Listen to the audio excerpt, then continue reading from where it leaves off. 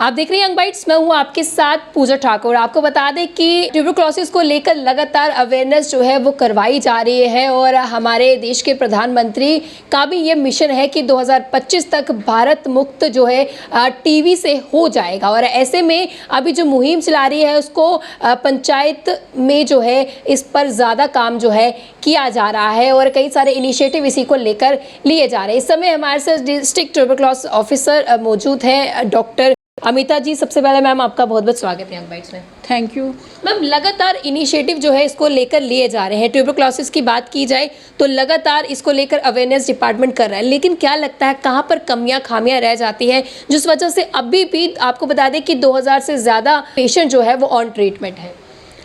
इसमें एक इम्पॉर्टेंट बात है कि हमें पूरा ट्रीटमेंट लेना है। वो हम पेशेंट्स को मोटिवेट करते हैं कि आप पूरा इलाज कराओ तो आप ठीक हो जाओगे।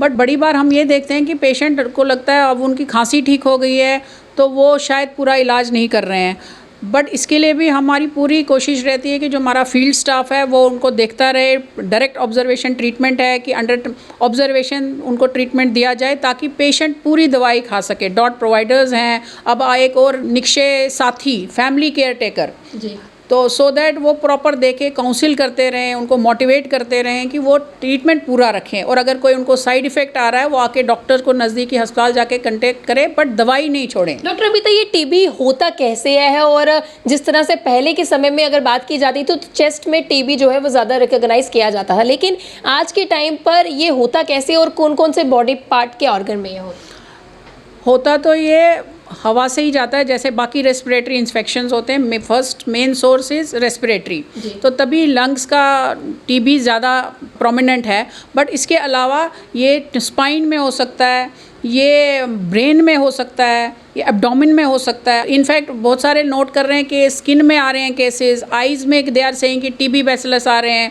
और पता कैसे चल रहा है? जब हम वो लोग उनका टेस्ट करवा रहे हैं, आजकल मॉलिक्यूलर टेस्टिंग हो गई है, culture facilities are there, line probe assays हो रहे हैं, तो डिटेक्शन रेट भी ज़्यादा बढ़ गया है। तो उससे बहुत सारे पेशेंट मिस नहीं हो रहे। और हमने स्प्यूटम एग्जामिनेशन भी अपने बहुत बढ़ा दिए हैं, तो उससे भी हम जनरल पॉपुलेशन को भी not only symptomatic, we are trying to take random samples, तो उससे भी केसेस ज़्यादा आ रहे हैं सामने। जितनी ज़्यादा स्प्यूटम टेस्टिंग होगी उतने केसेस ज़्यादा आएंगे। 2025 तक का जिस तरह से ये मिशन है, क्या लगता है किस हद तक या कितनी परसेंटेज जो है उस मिशन को पूरा करने के लिए अभी कोशिश तो पूरी है कि ये टीबी फ्री इंडिया हो जाए 25 तक। अब पूरा नहीं होगा, एटलीस्ट 85-90% अब तो कोशिश पूरी रहेगी कि वो टारगेट्स अचीव हो जाए। अवेयरनेस के लिए रूरल एरियाज को ज़्यादा आप टच में है वहाँ पर और लोगों को रिकॉग्नाइज किया जा रहा है, तो अभी तक क्या लगता है कि कितने रूरल एरियाज में जो है पेशेंट जो है वो बढ़ चढ़कर आए हैं और लोगों में अवेयरनेस रही है? क्योंकि कम्युनिटी आजकल हमने टीबी फ्री पंचायत लॉन्च किया हुआ है। इसमें हमने जो हमारे Ayushman Bharat health and wellness centres हैं उनको इंटीग्रेट किया है विद NTEP।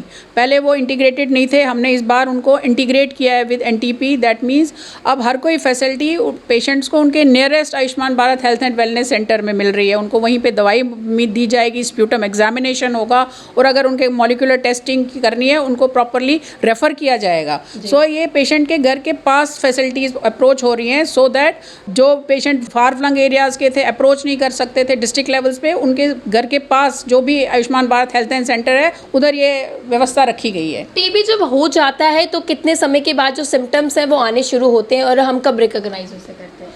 हाँ, इसके लिए हमने बोला गया है अगर आपको 2 हफ्ते से ज़्यादा खांसी है, अगर किसी को लग रहा है कि उसका वज़न कम हो रहा है, उसको रात को पसीने आ रहे हैं, भूख नहीं लग रही है, तो ये टीबी हो सकता है।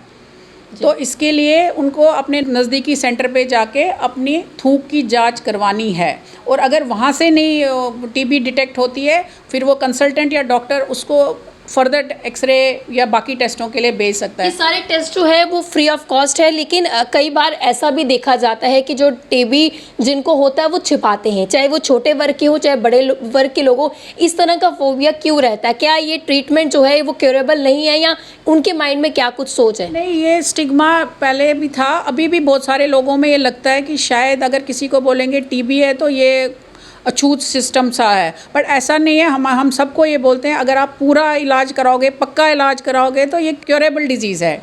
टीबी क्योरेबल है, और उसका एग्जाम्पल फिर से वही सेलिब्रिटी अमिताभ बच्चन खुद हैं। बट हमारे पॉपुलेशन में पेशेंट्स के डाइट की वीक माल नरिश लोग हैं, तो इसके लिए ही दूसरा जो प्रधानमंत्री ने लॉन्च किया है concept of Nikshay Mitra community adoption of TB patient, ताकि लोग जो अफोर्ड करते हैं वो एक एक टीबी पेशेंट अडॉप्ट करें और उसको हर महीने एटलीस्ट फॉर 6 महीने जब तक उसकी दवाई चल रही है एक न्यूट्रिशनल बास्केट बना के दें जिसमें प्रोटीन रिच डाइट है जी।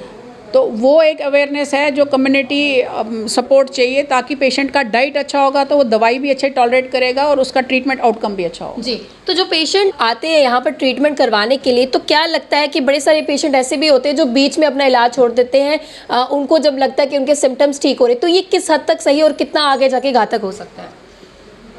हमारी लेवल पे तो ये नहीं अलाउड है कि आप बीच में ट्रीटमेंट छोड़ दो। अगर आपको लगता है जितना ट्रीटमेंट में 6 महीने करना है तो वो करना ही है, चाहे 2 महीने के बाद पेशेंट को लगे वो सिम्टोमेटिक है, उसको कोई प्रॉब्लम नहीं है, पर दवाई पूरी करनी है, कोर्स पूरा करना है, तभी उसको क्योर होगा। अगर वो थोड़ी देर छोड़ेगा वो फिर से रीएक्टिवेट हो सकता है। कितने पेशेंट्स हैं जो आपके संज्ञान में आते हैं कि इस पेशेंट ने जो है अपना ट्रीटमेंट बीच में छोड़ दिया, क्या ऐसे केसेस भी आते हैं? नहीं, ऐसे नहीं आते हैं, क्योंकि उसके लिए आजकल फील्ड वर्कर्स को बोला गया है, फॉलोअप ऐसा इंटेंसिव किया गया है कि पेशेंट बीच में ट्रीटमेंट नहीं, क्योंकि सब कुछ निक्षय पे है, अपडेटिंग हो रही है, सो पेशेंट ऐसे छूट नहीं सकता तो कितना नुकसान हो सकता है अगर वो बीच में ट्रीटमेंट छोड़ देता है या उसको लगता है कि वो ठीक हो रहा है? अगर वो बीच में ट्रीटमेंट छोड़ देता है वो फिर से उसको रीएक्टिवेट हो जाएगा, खुद तो उसकी लंग्स छाती खराब हो ही जाएगी और वो बाकी कम्युनिटी में भी स्प्रेड करेगा। तो so the very concept of TB free India नहीं मुकम्मल हो सकता। कम्युनिटी सपोर्ट की कितनी ज़्यादा ज़रूरत है और आप ज़िला स्तर पर भी जो है इस पर काम कर रहे हैं? कम्युनिटी सपोर्ट, जैसे मैंने आपको बोला, कम्युनिटी सपोर्ट हमें एक तो यही चाहिए कि एक एक वो पेशेंट अडॉप्ट करे सो दैट उसका न्यूट्रिशन पार्ट इज़ कवर्ड।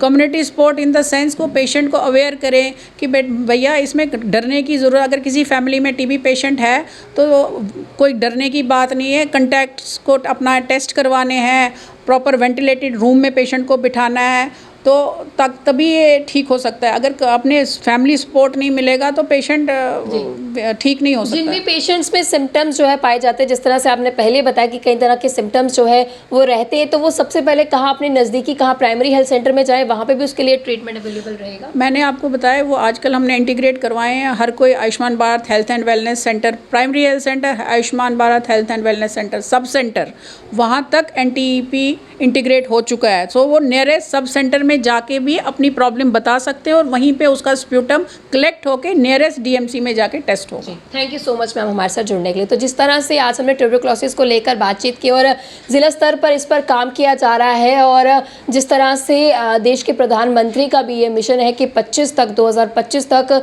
इससे मुक्त करना है, और ऐसे में सिर्फ डिपार्टमेंट के आगे बढ़ने से कुछ नहीं होगा, आप लोगों को भी बढ़ चढ़ कर आगे आना होगा। अगर टीबी मुक्त भारत हमको चाहिए तो उसके लिए डिपार्टमेंट के साथ साथ हम लोगों को भी बढ़ चढ़ कर आगे आना होगा। अगले बड़े लेकर फिर मैं हाजिर होंगी, तब तक के लिए आप देखते रहिए यंग बाइट्स। फिर जर्नलिस्ट अमन शर्मा के साथ मैं पूजा ठाकुर, यंग बाइट्स जम्मू।